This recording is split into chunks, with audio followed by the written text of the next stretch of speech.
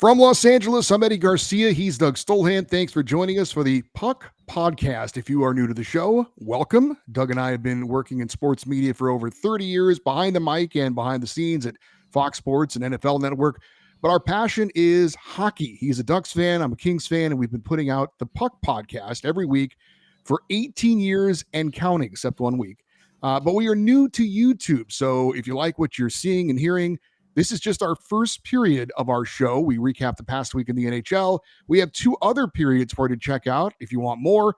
Our second period is our interview or special segment, special feature segment. Our third period is our fan feedback segment where we read listener emails and we talk a bit more about what's going on in our lives. You can find all 3 periods on Apple Podcasts, Spotify, and wherever you get your podcasts. If you like what you're seeing and hearing, please subscribe to this channel, and likes are appreciated as well. But let's get into recapping the past week in the NHL. And we start with our big headlines, although, Doug, there really wasn't a big headline this week. No coach got fired. There was no superstar who got hurt. But we do have the New York Rangers. Sportsnet's Elliot Friedman reported the Rangers have made it known around the league that they would like to, or they're listened to, trade offers involving a couple of veteran players.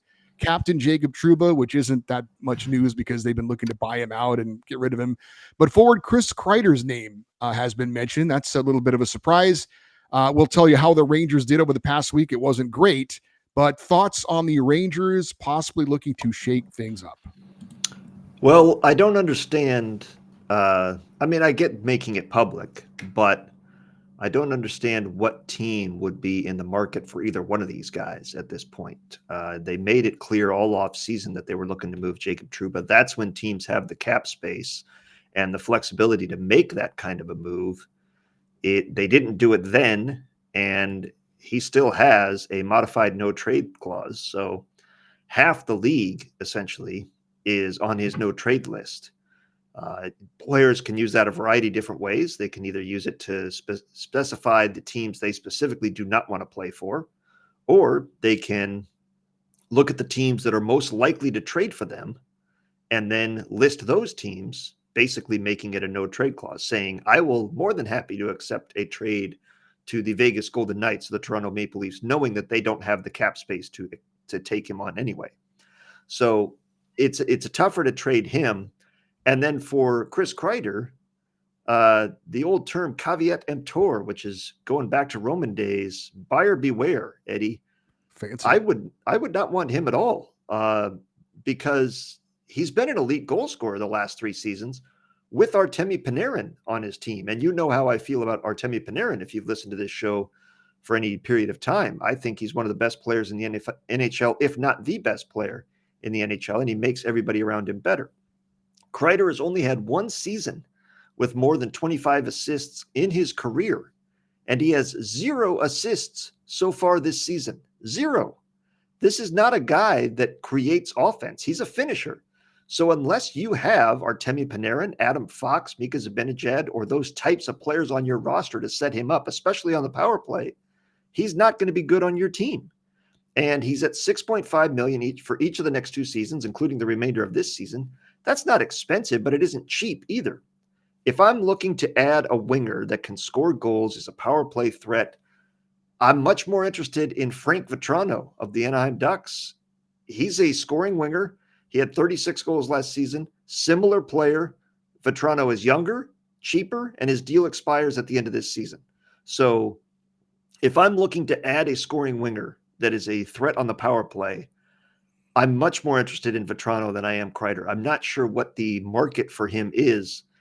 And I think by making this public, and now granted, they didn't issue a press release. Elliot Friedman has sources and has heard from around the league, but it's not, a good GM keeps a lid on something like this, or can deny it publicly strongly. By making this public so that you and I and everybody that's watching this or listening to this now knows these 2 players are on the trade block, or at least you're answering the call if teams are calling about them. I think it poisons the locker room a little bit because it's just this sort of Damocles hanging over these guys of at any minute, they can be traded. They can be told, they could be tapped on the shoulder and told you're going to Team X. And I don't think you get the best out of players when that's the case. I don't think you're getting a full commitment from Chris Kreider and Jacob Trouba if they're worried about what's going to happen if I have a bad game, what's going to happen if any team if they see an injury around the league and, oh, that team now needs a winger, I could be on my way there. Chris Kreider, by the way, also has a 15-team no-trade clause, so both of them have some control over where they would go or if they get traded, unless they've waived it, which we have not heard. But I don't see what the market would be for either of these teams. Trouba makes $8 million. Kreider makes 6.5. I don't see a strong market for either one of them, and I'm not sure what it gains the Rangers in return. Like, what do they think they're going to get in return that would salvage this season or turn their fortunes around? I get that they're struggling, but I think the answer is patience and reinforcing the belief you have in the roster, which we all know is a good roster when it's playing at its best. Yeah, they're struggling right now, but I think in long term, this is still a good roster that has the capability of making the playoffs and making a run. I don't see the need to make these moves, and I was surprised to hear this, especially so publicly and not vehemently denied by the Rangers front office brass. Well, we've seen in other sports, hockey included, things being leaked out in the media, perhaps to try and light a fire under the roster to say, we're looking to make changes. If you don't want those changes to happen, you better start playing better. Things like that. It's a lot of talk. We saw some of this in Nashville earlier, and nothing has changed there. So we'll see if anything changes as far as the Rangers go. Now, perhaps another little wrinkle to this story was a memo that the NHL sent out reminding teams and players and agents about tampering. So the NHL put this out there. I saw the Sportsnet tweeted this out. Just reminding teams about tampering. We'll get into what that is in case you don't know, but the NHL saying teams can be fined up to $5 million if they're tampering. They could have the termination of any contract they're signed with a player if there's found to be tampering, forfeiture of draft picks, and awarding draft picks or cash to the offended club. Also, individual players can be fined $1 million and they could be suspended or expulsion from the league. I don't think that's also for the players. I think that's more the front office people. Well, that's what was sent out. So is this related to what's going on in New York as far as what's being heard out there, and what exactly is tampering for those of people that may not exactly know what that means? Well, the timing is certainly coincidental if it's not related. Trevor Zegras has been on the market for a long time. Rutger McGroarty was on the market.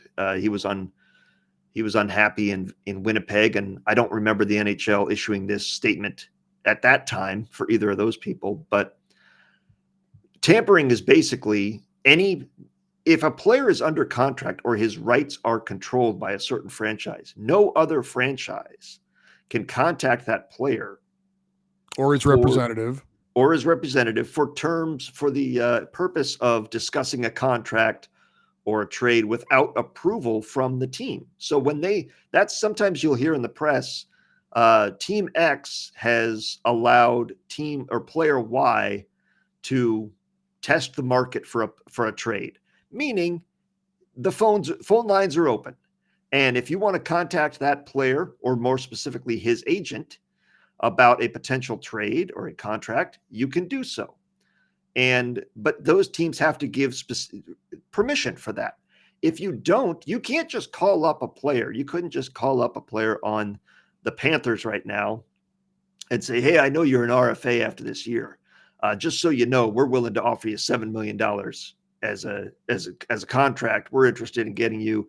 We'd love to trade for you. Your GM won't take our calls, but we're really high on you, and we'd love to sign you here in Seattle, for example, and give you $7 million a year. So just, keep us in mind next summer." No, you can't do that, because obviously that player then knows exactly what their value is, and that's tampering. The problem is it's very hard to prove, because these are conversations with agents that GMs have all the time. And you don't have to be specific. If, let's say, Eddie Garcia is the free agent I want as a GM, and you're under contract to the Kings, you're represented by anybody, name a person, Seth Meyers. Okay. You're represented by Seth Meyers. Now I, the GM of my team, call up Seth Meyers and say, "Man, you know what we really need this coming off season is a defensive defenseman that's in his 50s that plays in a beer league. And if anybody of that ilk comes around, especially somebody that does a podcast, we'd really be interested, you Yeah. know? Oh yeah. But hey, keep us open if anybody that fits that description. We're looking for an Eddie Garcia type. So you can God be help you. unspecific, right? But you can be as they know what you're talking about. So I get what the NHL is doing. I can't remember the last time we saw tampering actually enforced. It reminded me today. I was watching the games today, and I thought, when's the last time I saw an embellishment call in the NHL? It's been a while. I see embellishment pretty much every game where a player hits the deck trying to draw a call. They don't call it. We know tampering goes on. They don't enforce it. So for them to issue this now seems selective. And I'm not saying it's directly related to Chris Kreider because they're actively trying to shop this person. I don't think they're worried about that at all. I think it's more a general reminder. Maybe there's been some complaints behind the scenes that this has been going on. And maybe it's just a reminder to teams that these rules are on the books should we ever choose to enforce them. Well, the Rangers may or may not be looking to make a trade, but we did have an interesting trade this week as the Columbus Blue Jackets sent defenseman David Jiricek, the fifth round pick in 2025, to the Minnesota Wild. In exchange, they get defenseman Damon Hunt, a first round pick in 2025. It is top 5 protected, I should say. Yep. They get a third round pick in 2026, a fourth round pick in 2026, and a second round pick in 2027. If Minnesota's first round pick in 2025 is one of the top first 5 selections, then the Wild would retain that pick and will be transferred to the 2026 draft. Jiricek was the 6th overall pick in the NHL in 2022. He's 21 years old, 6'4", has apparently offensive upside, but he's played more AHL games, 88, than NHL games, 53 at this point. He played just 6 NHL games this season, and apparently he will start his career in Minnesota in Iowa with their AHL affiliate. So 53 games for Jiricek, 1 goal and 10 assists. As for Damon Hunt, he's 22, a third-round pick in Minnesota in 2020. He's appeared in 13 NHL games with an assist. So, Doug, David Jiricek is a guy that probably a lot of casual NHL fans probably don't even remember. If you're into the draft, you certainly remember where he was selected not that long ago.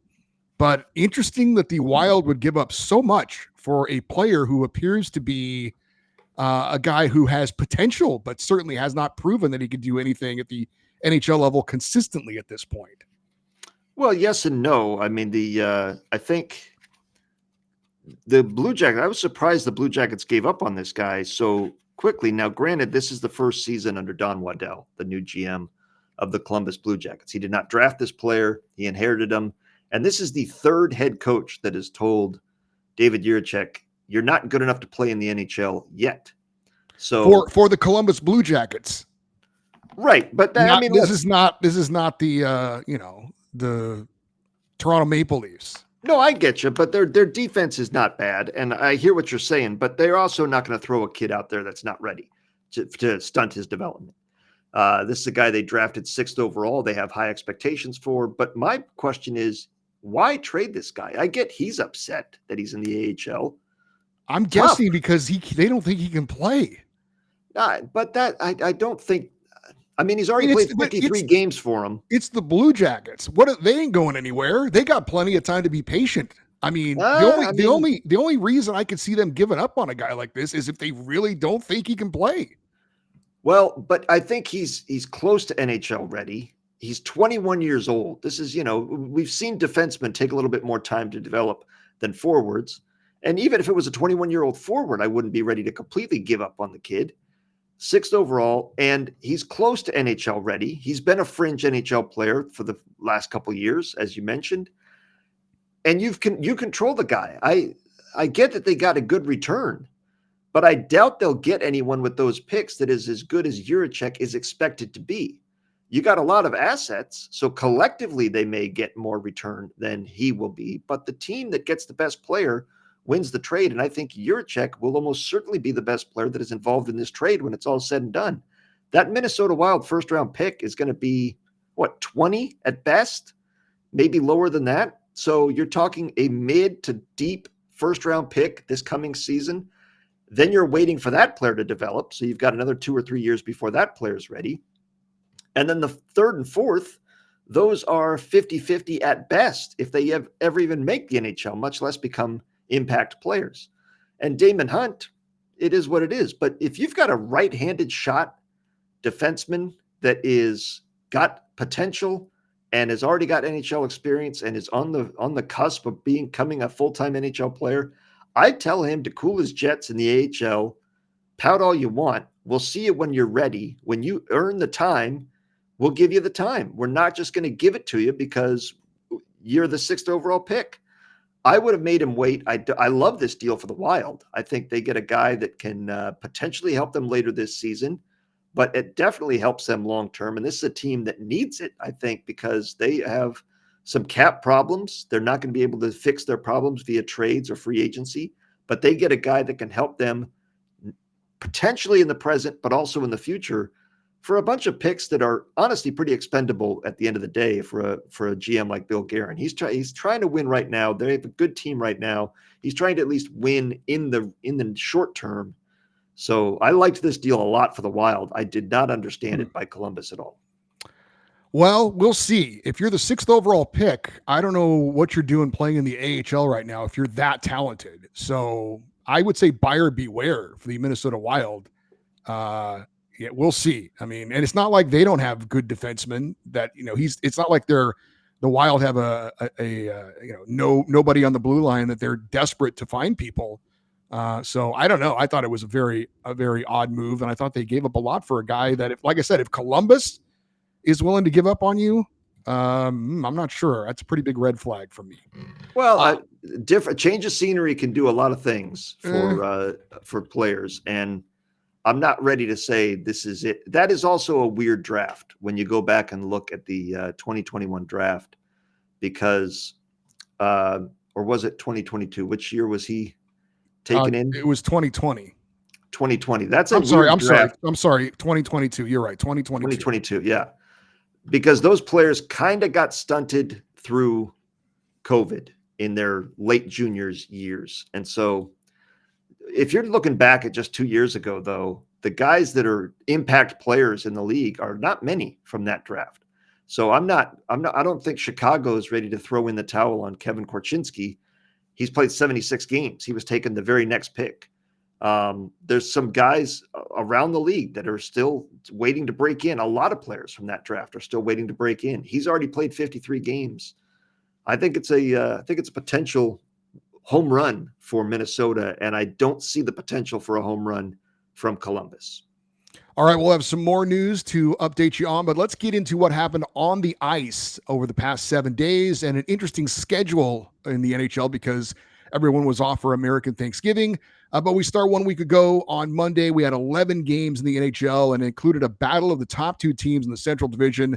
The Minnesota Wild taking on the Winnipeg Jets, and it would be Winnipeg continuing their hot start with a 4-1 victory in the Twin Cities. Connor Hellebuck, 43 saves in net as the Jets improved to an NHL best 18-4.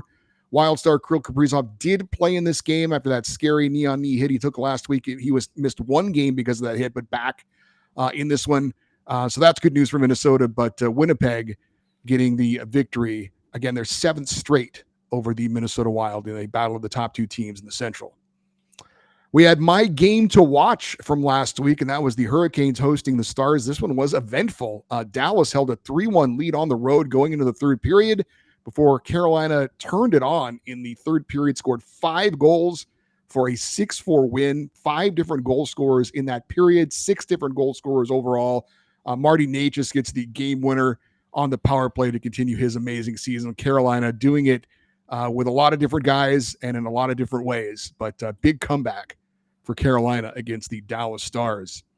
Obviously, the biggest news in the NHL of late has been the head coaching changes in Boston and in St. Louis. Former Bruins head coach Jim Montgomery made his Blues head coaching debut on Monday, and his team gets a 5-2 win over the Rangers. Luke Bolduc had a couple of goals for the Blue Notes. Rangers played without Chris Kreider because of an upper body injury. The Lightning boat race the Avalanche 8-2. Tampa Bay's Brandon Hagel had 5 assists, tied an NHL record with 4 in the first period. Anthony Cirelli scored a goal in his 6th straight game. But the story in this one, Doug, the Colorado goaltending. Justus Anonen started. He got pulled. Alexander Goryev came in. He got pulled, and Anonen went back in. Would turn out to be one of the final games in his Avalanche career. We'll tell you about that later. But Anonen ended up allowing 5 goals on 16 shots. Goryev 3 goals on 17 shots as the net minding in the Mile High City still leaving a lot to be desired.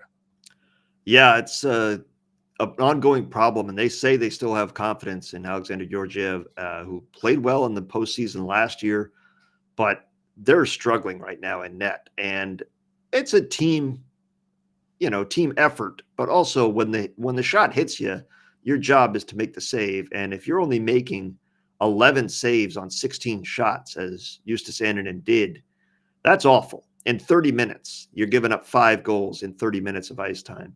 And then you bring in the backup, and he gives up 3 goals in 30 minutes. It's brutal. And we saw Georgiev get very frustrated, swing the stick. Through a hissy fit. Yeah, I mean, I get it. He's pissed. But you mentioned Brandon Hagel.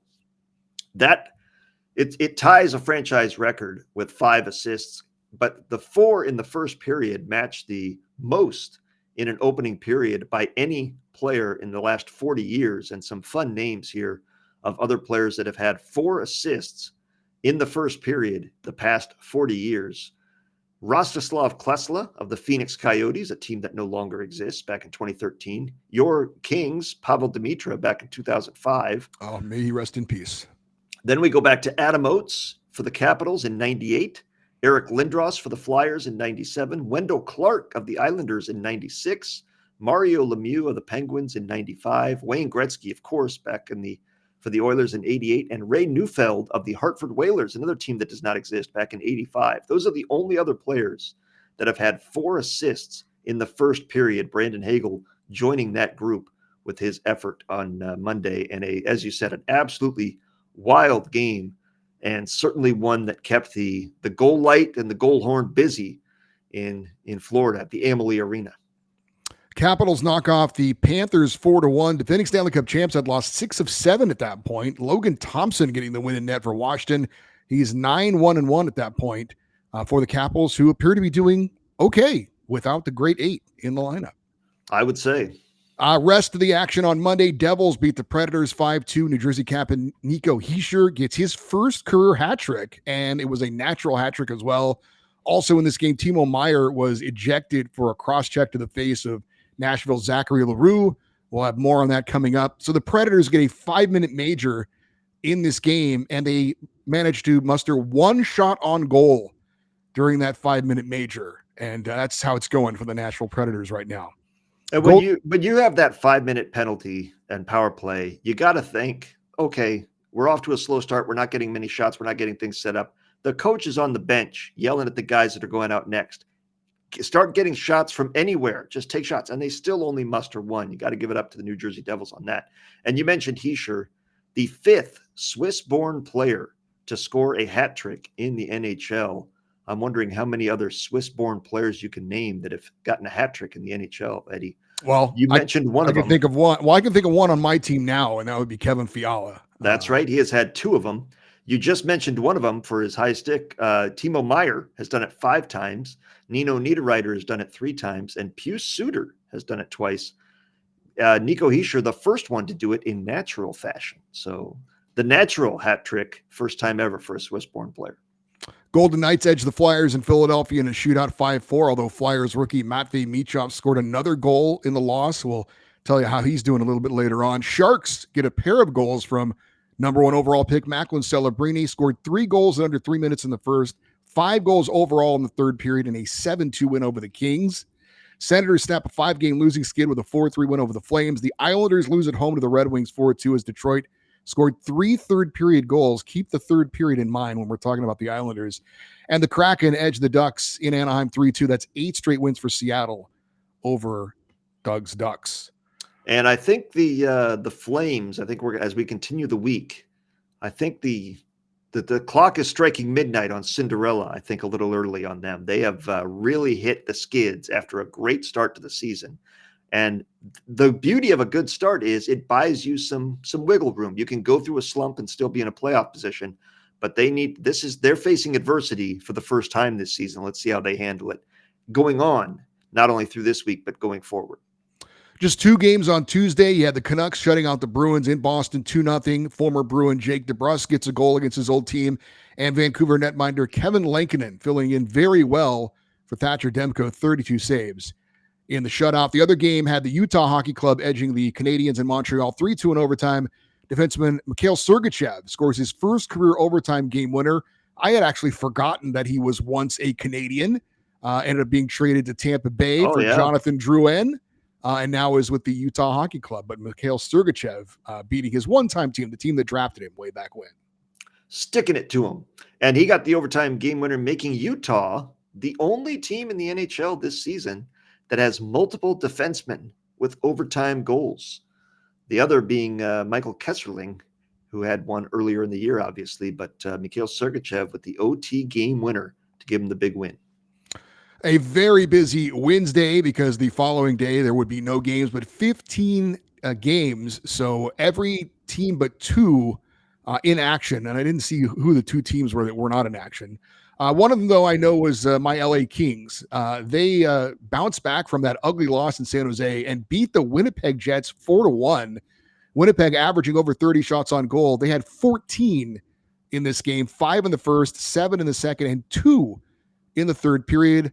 Andrei Kopitar had the opening goal for LA, 37-year-old captain, 19th year in the league, leading the team in points with 27 points in 23 games at that point.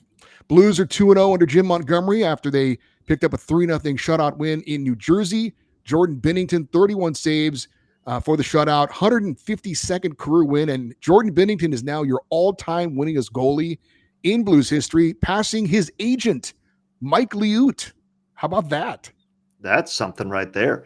This is a trivia for you as well, Eddie. There are now 5 active goalies who are their franchise's all-time wins leader, and they're on the team they're on right now. So we're not talking, not Marc-Andre Fleury with the Penguins. 5 guys. Or Jonathan Quick with the Rangers now.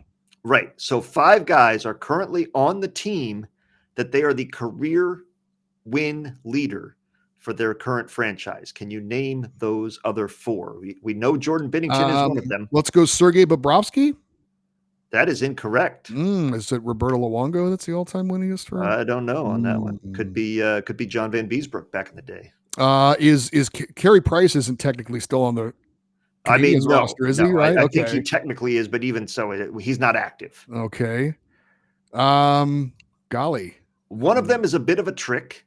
Okay, I hate when you trick me like that. It's Utah, Connor Ingram, because they started fresh. Connor Hellebuck? That is correct. Hey. Connor Hellebuck for the Winnipeg Jets Atlanta Thrashers is the active leader. 2 more to go. We have Jordan Binnington, Connor Ingram, Connor Hellebuck. We're out of Connors. Yeah. Are there any others you can think of off the top of your head? John Gibson? Incorrect. Oh. J.S. Jaguar would be that one.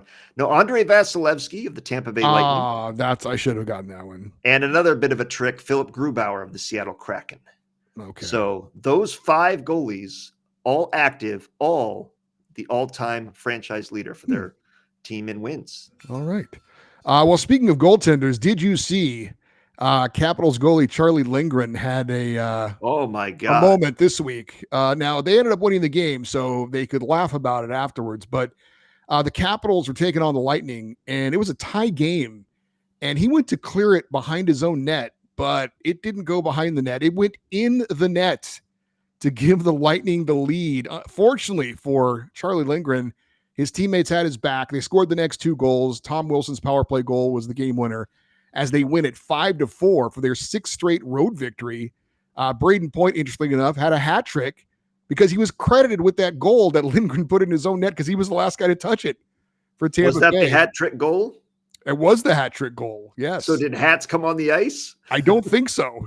I mean, my goodness. I don't even think – I wonder if you even know if you're the one that, who goes first in the handshake line when you have something like that. I was expecting the NHL to issue a press release immediately after that, reminding players it is illegal to bet against your team, because Charlie Lindgren skating out there, grabbing the puck and turning around and firing it into his own net in a tie game. It was on the Sure, backhand.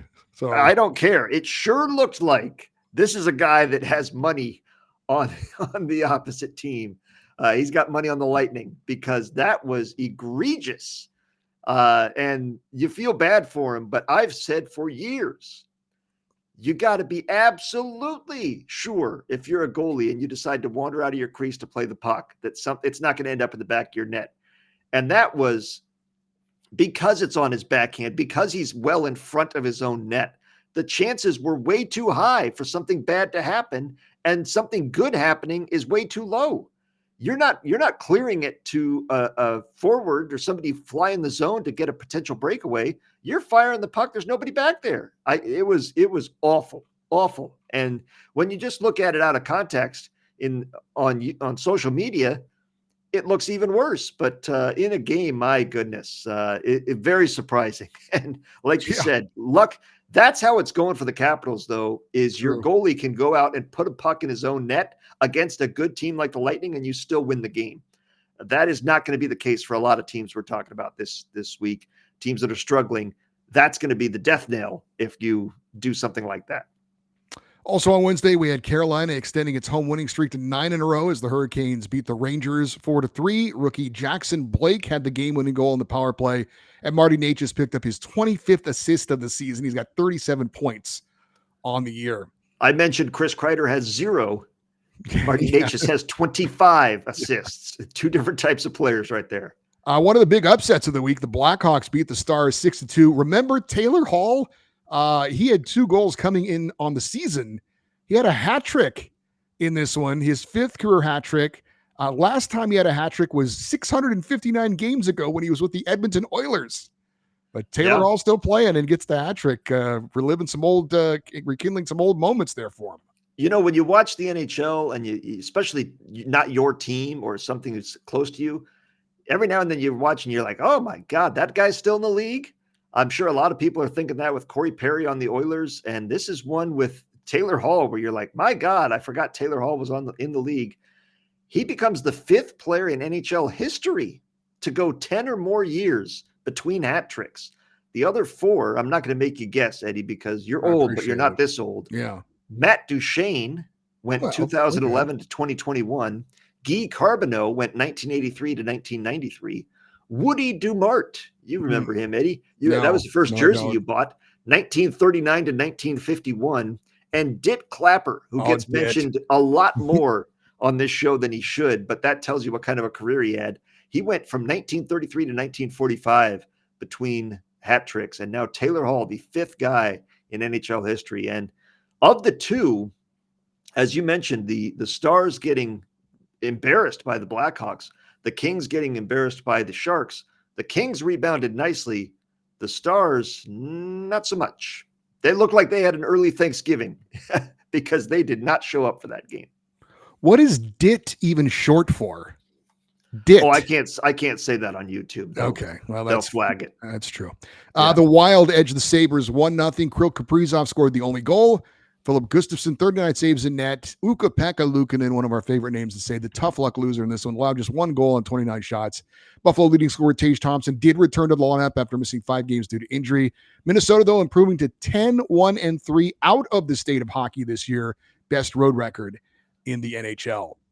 Panthers down the Maple Leafs 5-1 in a clash of the top 2 teams in the Atlantic Division. Sam Reinhart gets his NHL leading 4th shorthanded goal of the year.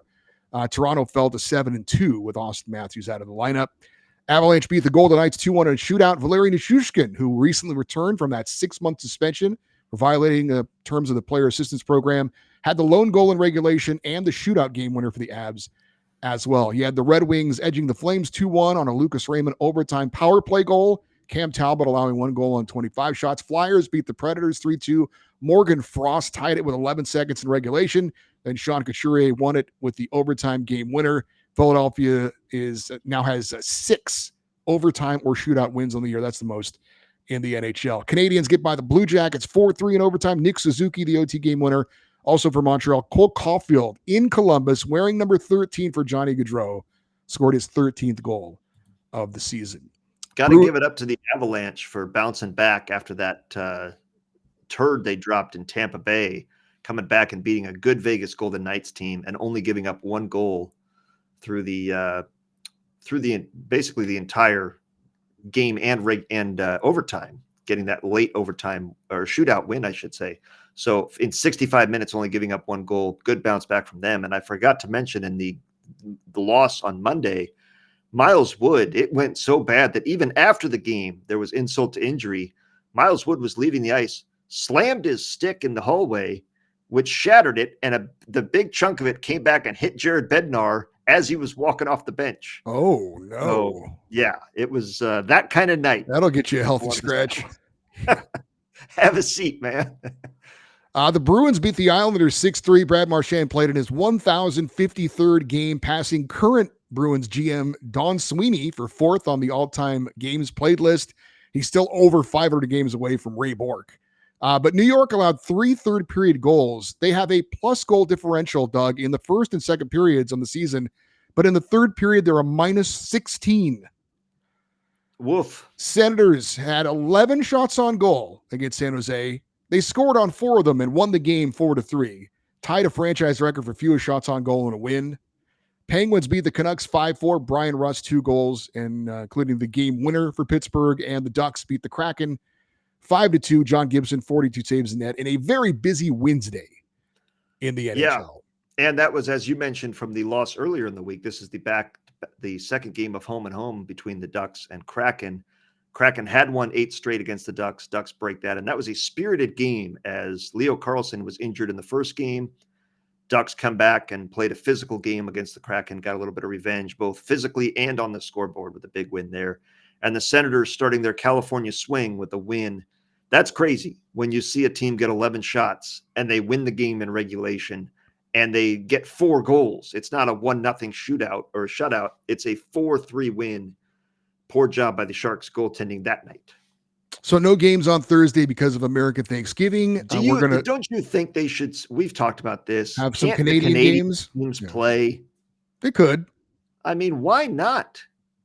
We're all off waiting for something to watch. If you don't want to watch one of the football games, click over and watch a hockey game. Or the entire nation of Canada has something to watch. Give me a Leafs Canucks. Give me something. Yeah. Senators Jets, something. Well, we're going to talk in the second period about teams that are in a playoff position as of American Thanksgiving, and that old saying about that being a very good thing. And also in the third period, we'll talk about our off-ice report, what we did for Thanksgiving. But no games on Thursday. A busy Friday, 14 games. We'll start with the Pacific Division leading Golden Knights edging the Central Division leading Jets 4-3. Brett Howden, second of the game, was the game winner in the third period. He has now set a career high for goals in a season with 10. So he's having a good year. Ivan Barbashev had a couple of goals as well for Vegas. Panthers down the Hurricanes on the road 6-3. Defending champs outscoring the Canes 3-0 in the third period, including an Anton Lundell shorthanded goal to get the victory. Sam Reinhart gets his 18th of the season for the Cats. Goodness. Already. Not 18. Bad. Stars defeat the Avalanche 5-3. Mason Marchman, a pair of goals for Dallas. Jake Ottinger 8-0 at home so far this season with the victory in net for Dallas. And that is his 125th win in his 200th career start, which places him 4th all-time for wins through 200 starts. The only goalies in NHL history that have more wins through their first 200 starts are Igor Shesterkin with 127 wins, Michel Larocque with 129, Bill Durnan with 134, and both Mike Vernon and Andy Moog also had 125 wins through 200 starts, tying him. What I questioned was when I looked this up, where's Ken Dryden on that list? That's a guy that won the Stanley Cup immediately and then won the Calder the following year. You're telling me that guy didn't get 125 wins in his first 200 starts? Because he sure had a lot of success. I was surprised to see he was not on that list. Flyers knock off the Rangers 3-1. Travis Konecny, 2 goals for Philadelphia. That was the 5th straight loss for the reigning President's Trophy winners at that point. Washington scores 2 goals in the third period and then one in overtime. Defenseman Jacob Chikrin, the game winner, in a 5-4 win over the Islanders. Tom Wilson had 2 goals for Washington. The Islanders at that point had lost 7 games this season, which they held the lead in the third period. I was going to say, you just mentioned the stat, and they had a 4-2 lead going into the third, and they lost the third period 2-0, and then gave up an overtime game winner. That's brutal, man. It's got to be. It's at the point where Patrick Waugh and the Islanders have to go into the second period intermission, even if they're ahead with some dread. It's like you can't even feel comfortable, and it's just. I think it gets into, and we've seen this with our teams in both the NHL and other sports, where they're waiting for something to go wrong. And I think they're at that point now where they're waiting for something to go wrong. And the first time they turn a puck over and it ends up in the back of their net, the heads drop and it's here we go again. And somebody needs to step up and make some plays in the third period, whether it's the goaltending, whether it's scoring some goals to pad the lead that you have. Something's got to give here on Long Island for them to turn this around, because it is becoming a self-fulfilling prophecy at this point with the way that this has unraveled on them in recent weeks. Lightning beat the Predators 3-2 in overtime. Braden Point, overtime game winner on the power play. We saw a lot of overtime power play game winners this week. 16th goal of the season for Point. Remember, he missed time too with an injury. Nashville falls to 3-7-3 since GM Barry Trotz said in an interview that if things didn't turn around soon, he was going to make changes. Now, they did make a couple of trades, but I don't think those trades are what he was talking about. But we talk about, trying to shake things up with some statements. Ain't working for Nashville so far. Also on Friday, you had Connor McDavid and Leon Draisaitl scoring power play goals. Ryan Nugent-Hopkins, overtime game winner in a 4-3 win for the Oilers over Utah for Draisaitl, his 17th goal of the season. And Edmonton gets its NHL-leading 5th overtime win of the season. Is there a team you fear more in overtime than the Edmonton Oilers? Hey, everybody, we're going to go 3-on-3, and this team has Draisaitl, McDavid, and anybody. And they play him for the full 2 minutes if they have a power play as well. Right. So, it's like, my God, I'm not going up ice. I'm staying back because these guys are, if they get a chance, it's buried. No, for sure. Blue Jackets beat the Flames 5-2 in the first meeting between the two teams in Columbus since the death of Johnny Gaudreau. Of course, the two teams he played for. Jackets are riding a 5-game point streak. With that win, Adam Fantilli, a couple of goals, and there were 6 fighting majors in this game. Calgary, 6 straight loss on the road, as you talked about. The Flames in a rough patch right now after a nice start. Yeah, they would have another game here before the end of the week between the two teams, or I think it's actually next week. It's a game to look forward to. Yeah, but had to be a meaningful game for Sean Monahan. The two franchises that he played for, he played with Calgary. Or with Johnny Gaudreau in Calgary, came to Columbus to play with him again. Didn't obviously work out due to tragedy, but a meaningful game. And I hope that when they get done with their second game against Calgary, Columbus can finally kind of put the honoring Johnny Gaudreau part of it, not, you know what I'm saying, not to bed, but the reminders of the first time to bed for the rest of the season, hopefully. Penguins got by the Bruins 2-1 in Boston. New Penguins forward Philip Tomasino gets his first goal of the season. It was the game winner in the third period, and Tristan Jarry, 31 saves in net. Kings beat the Ducks 2-1. LA rookie goalie Eric Portillo won his NHL debut, turning aside 28 of 29 shots. LA has now won 11 of the last 12 meetings in the freeway faceoff, the Kings fan said to the Ducks fan who may be co-hosting with him. The Canucks edge the Sabres in Buffalo 4-3 in overtime. Connor Garland, 2 goals, including the overtime game winner between his legs, if you saw the highlight. Devils knock off the Red Wings 5-4 behind 3 power play goals, including the third period game winner from Jack Hughes. Detroit with the worst penalty kill in the NHL, and it hurt him in that one. Wild got by the Blackhawks 3-2 despite a horrific icing call. I don't know if you saw this one, Doug, but an empty net goal for Minnesota was waved off on an icing. It was awful. I mean, it was Marcus Foligno obviously got to the puck first, and right as he was shooting it, they blew the whistle, called icing. It was the craziest thing I've ever seen. Thankfully, it didn't hurt the Wild. Jared Spurgeon snapped a 33-game goalless streak with a couple of goals. Marc-Andre Fleury improved to 5-0-1 on the season with the win, and the Wild are 13-0-1 against Chicago since 2022. Marc-Andre Fleury, by the way, with this win, his first win since he became a 40-year-old, is the second goaltender in NHL history to have a win as both a teenager and in his 40s. Nice. Who was the other goalie, Eddie? Oh, goodness. Patrick Waugh. Martin Brodeur. Hmm. The only two goalies in NHL history to win a game both as a teenager and in their 40s. And obviously, a lot of wins in their 20s and 30s as well, including multiple Stanley Cups for both of them. Sharks outscored the Kraken 8-5. Macklin Celebrini gets his 8th of the season. Jake Wallman had a couple of goals for San Jose, and Philip Grubauer allowed 7 goals on 26 shots in the loss. After starting the season 0-7-2, San Jose 9-6-3 after that win.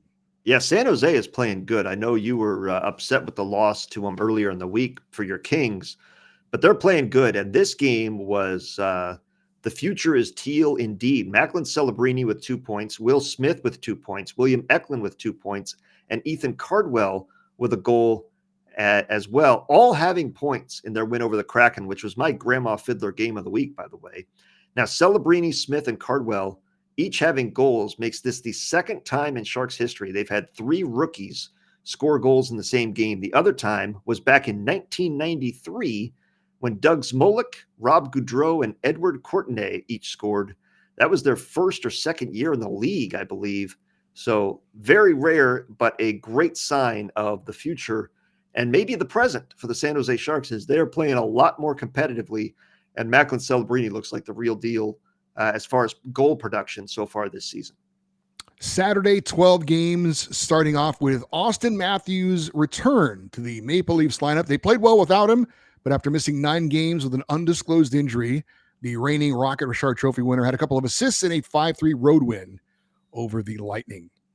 Capitals extend their road winning streak to 7 in a row, tying a franchise record with a 6-5 win over the Devils in New Jersey. Washington had 6 different goal scorers and moved into first place in the Metropolitan Division.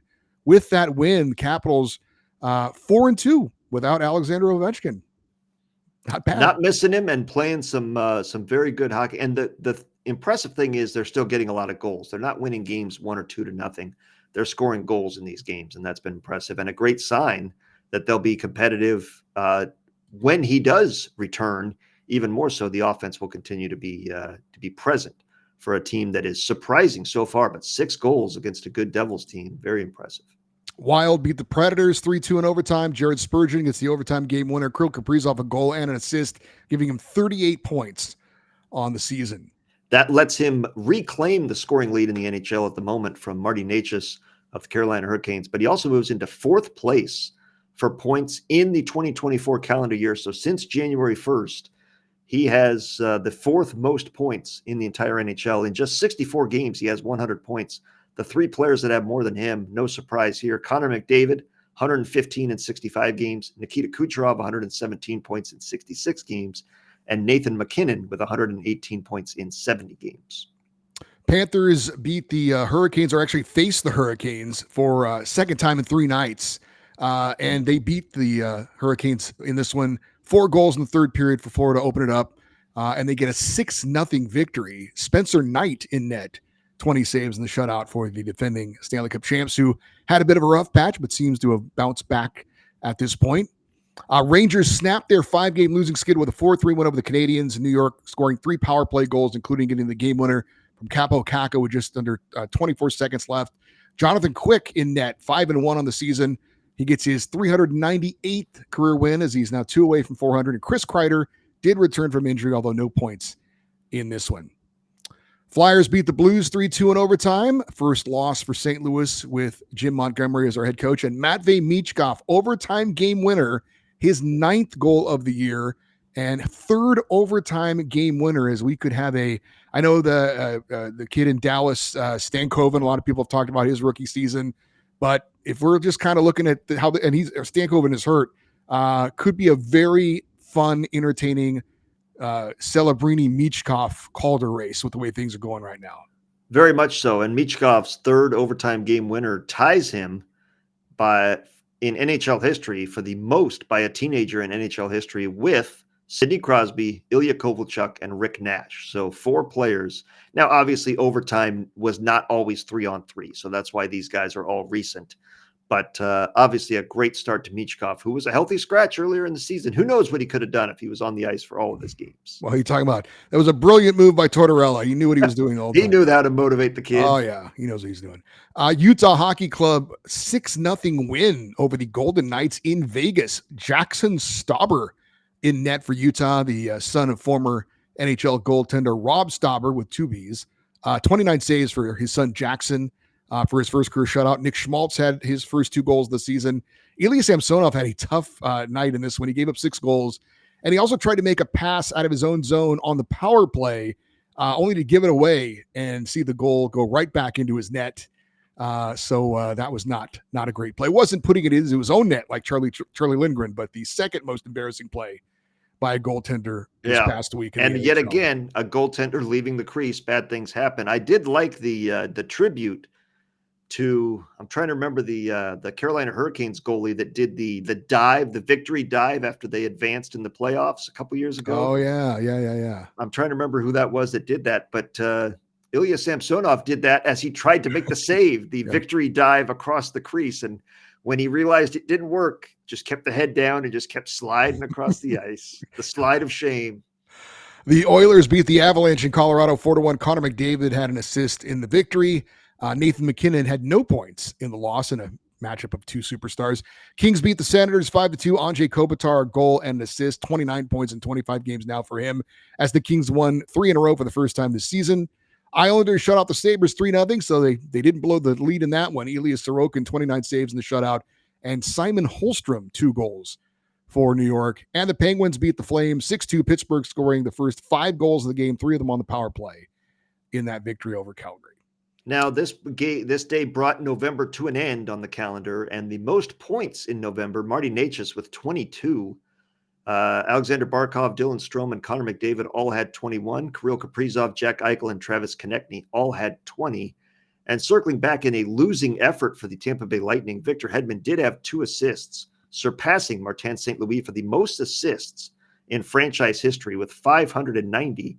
The Lightning are now one of 8 NHL teams who have a defenseman as their all-time leader in assists. And again, we got a little bit of a trick question here. I won't make you guess all 8 because these are historic, Eddie, but the Seattle Kraken, their all-time assist leader is Vince Dunn with 115. Vegas Golden Knights, Shea Theodore with 240. The Nashville Predators, as you could probably guess, Roman Josi, 520. Calgary Flames, Al MacInnis had 609. Toronto Maple Leafs, this is interesting that the next 3 are all original 6 teams. Borje Salming, 620. New York Rangers have Brian Leetch with 741. And Boston Bruins, you mentioned him earlier, Ray Bourque, 1,111, exactly 1111 career assists to be the Bruins all-time assist leader. So 8 teams with a blue liner leading them in career assists. And our final day to recap was earlier today as we are recording this on Sunday night. We had 5 games. The Stars knock off the Jets 3-1. Mason Marchment, the game winner, while Jake Ottinger made 26 saves in net. After starting the season 15-1, Winnipeg has now lost 6 of 9, including 3 in a row, and they are now tied for the top spot in the Central Division with the Minnesota Wild. Both have 36 points, but Minnesota has played 1 fewer game, so they've got a game in hand on the Winnipeg Jets. How about that? Yep. Canucks got by the Red Wings 5-4 in overtime. Jake DeBrusk had a hat trick, while defenseman Quinn Hughes picked up 3 assists, giving him 313 assists in his career, moving him past, as we talk about defensemen that lead their team in assists, Alex Edler, most assists by a defenseman in Canucks history. Now, Edler did it in 925 games. Hughes did it in 388. Also, Canucks goalie Kevin Lankinen set a new NHL record for consecutive road wins to start a season. He's 10-0-0 on the road this year, 12-3-2 overall, filling in for Thatcher Demko and doing a great job with it. Now, we might be talking about Demko's return next week. He's apparently close to returning, but regardless, great job by Kevin Lankinen of filling in for Thatcher Demko. First goalie in NHL history to win their first 10 road games to start a season. Your guy, Eddie, Cam Talbot, did it with the Kings last year with 9 before he completely fell apart in the middle of the season and then kind of rebounded towards the end. But Kevin Lankinen, as you said, if they were worried about what are we going to do until Thatcher Demko gets healthy, they had no worries. Kevin Lankinen, amazing on the road. Now, There was a stat here and there was a bad challenge I want to talk about. The stat of the day I heard in this game was while watching the Canucks broadcast, Pius Suter, who I mentioned earlier, has a couple of hat tricks as a Swiss-born player, scored his 9th goal of the season in this win. He's in his 5th NHL season. His career high in goals is 15, and he has scored exactly 14 goals in each of the other 3 seasons. So he has 4 seasons so far, 14 goals, 14 goals, 14 goals, 15 goals, and now has 9 already on the season. So I'm guessing he either has 5 or 6 goals left this season, and then that's a wrap for Pius Suter. He's gonna call it. There was a really bad challenge for goaltender interference by Rick Tocchet in this game, the Canucks head coach. The game was tied 3-3, minimal contact with Lankinen outside the crease. You can't challenge that, but he did. He lost, and the Red Wings got another power play right after they just scored and scored again just after that power play expired. So it went from a 3-2 lead for the Canucks to 3-3 and shorthanded and then 4-3. I thought that was a bad job by Rick Tocchet. You got to know the situation. You got to be certain that you're going to win this and have it overturned. You can't just take a chance and let your team be shorthanded. They're lucky, kind of like the Charlie Lindgren. They're lucky that they won the game and can laugh about it afterwards, because that was a bad job by Rick Tocchet, in my opinion. Also on Sunday, we had the 100th anniversary of the first meeting between the Boston Bruins and the Montreal Canadiens. Boston gets the win in this one, 6-3. They scored 3 goals in a span of 70 seconds in the first period. Charlie Coyle and Charlie McAvoy each 2 goals in the win. Boston improved to 4-2 under interim head coach Joe Sacco. Cole Caulfield had a pair of goals in the loss for Montreal, giving him 16 on the season. Blue Jackets beat the Blackhawks 6-3. Columbus has won 5 of 6. And the Ducks beat the Senators 4-3 in a shootout. Frankfurt Toronto, a couple of goals in regulation. Troy Terry and Trevor Zegras with goals in the shootout. And that is the week that was on the ice in the National Hockey League. A historic week as well, because back on Friday, 2 different days, we had a lot of comebacks. So on Monday, we had 10 games of the 11 that were played. 10 of them featured comeback wins. And then on Friday, 10 of the 14 games had comeback wins. That's 2 days in 1 week to have 10 comeback wins. This is only the second season in NHL history to have multiple days with 10 or more comeback wins. The other was 2005, and these happened in the same week. So we've talked about it in recent years on this show that it is a different league than it used to be. And certainly the Islanders are helping this stat. They're giving away leads in the third period with regularity. But we've talked about how when we started doing this show in 2006 and in the years soon after that, a lead in the third period was pretty much in Money in the Bank. You're at least going to get to overtime. We're seeing a lot more comeback wins. And this week we saw 20 combined in just 2 days out of 25 games played. So that's pretty amazing and a good indicator that you never know in the NHL, and you got to stick around for the entire 60 or more minutes. A couple other quick news items to pass along as we wrap up our first period here. The Colorado Avalanche and Nashville Predators made a trade of backup goalies. We talked about Justus Annunen earlier. He and a 6th-round pick go to the Avalanche for Scott Wedgwood. Annunen is 24, 6-4 this year, 3.23 goals against average. Wedgwood's 32, 1-2-1 this year, 3.69 goals against average. And he had signed a 2-year, $3 million deal with Nashville in July. Yeah, Annunen going to Nashville and Wedgwood going to Colorado on that one. And it gives them a change in personnel. That's all it is. And I think it's really low impact, but you got to try something different. If Georgiev is your guy you still have confidence in, then you don't want to go and replace him. So you're going to have to try something, though, because it's not working. They make a trade for backups, trying to get something different in there. Scott Wedgwood, not signed long-term. He's signed for exactly as long as Annunen was, but he's a little bit more experienced, a little bit more proven, and hopefully can give Georgiev some nights off with some quality starts here and there. But they really need Georgiev to be the guy that comes back. It's interesting the situation they're in, though, because Georgiev is a UFA after this season, only makes $3.4 million, does not have a no-trade clause.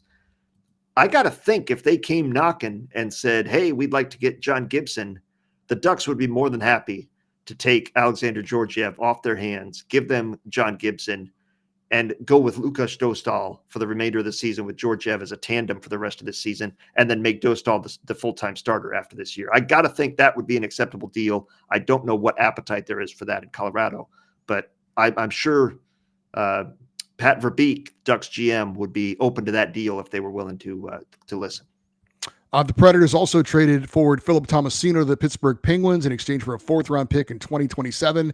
Tomasino had 1 assist in 11 games this season. He's already got 2 goals for the Penguins, including a game winner we mentioned earlier this week. Back in September, Nashville signed Tomasino to a 1-year deal worth $825,000. That always pisses you off when you got a guy that's not doing much for your team. You trade him and he immediately is red hot with the other team. And you're like, where was that with us? Yeah. And why did we give this guy up for so little? Chicago Blackhawks goalie Laurent Brossoit expected to miss 6 weeks after undergoing an additional procedure. He's yet to play for the Blackhawks after signing a 2-year, $6.6 million deal on July 1st. Underwent meniscus surgery on his right knee in August, was given a timetable of 5 to 7 weeks for recovery, but obviously needed another procedure. Blackhawks have been going with Peter Mrazek and Arvid Soderblom in net so far this season. Utah Hockey Club announced a 20-year-old defenseman Maverick Lamoureux is going to be out 4 to 6 weeks with an upper body injury, so he joins Sean Dursey and John Marino as blue liners on IR for Utah. Predators defenseman Jeremy Lauzon week to week with a lower body injury, and the Sharks place forward Barclay Goodrow on injured reserve. As far as the Law and Order report, NHL Department of Player Safety suspended forward Timo Meier for 1 game for that cross-check to the face of Zachary Leroux. Missed a game against the Blues this week. And finally, former NHL player and current broadcaster and fellow podcaster Paul Bissonnette involved in an altercation inside and outside of an Arizona restaurant. By all accounts, Biz Nasty was coming to the aid of some people and took on a group of men who have all been arrested. So interesting situation there for Paul Bissonnette, who got into a scrap there with several people apparently. I mean, I got to look at the mugshots of the 6 people. I can see why Bissonnette didn't hesitate to get involved. None of them look like a physical threat. But I will say this, and I'm not trying to be political, but in a country where guns are allowed, I would caution him to not get involved in what appeared to be a drunken brawl. Especially in that state. That's what I'm saying. It's a lawless land, Arizona. The Wild West. Yeah, that I get trying to help some people, but man, that I'm glad nothing bad happened ultimately. Yes, absolutely. But that was a wild story when I read that as well. Hey, that'll do it for our first ever YouTube show. Hope you enjoyed it. If you like what you heard and want to hear more, check out the remaining 2 periods of our show on our podcast. Search Puck Podcast on Apple Podcasts, Spotify, and wherever you get your podcasts. If you're listening on the podcast, we've got the 2nd and 3rd periods coming up, so stay tuned for that. If you're watching on YouTube, I'm Eddie Garcia. He's Doug Stolhand, and we'll talk to you next Monday with another edition of the Puck Podcast.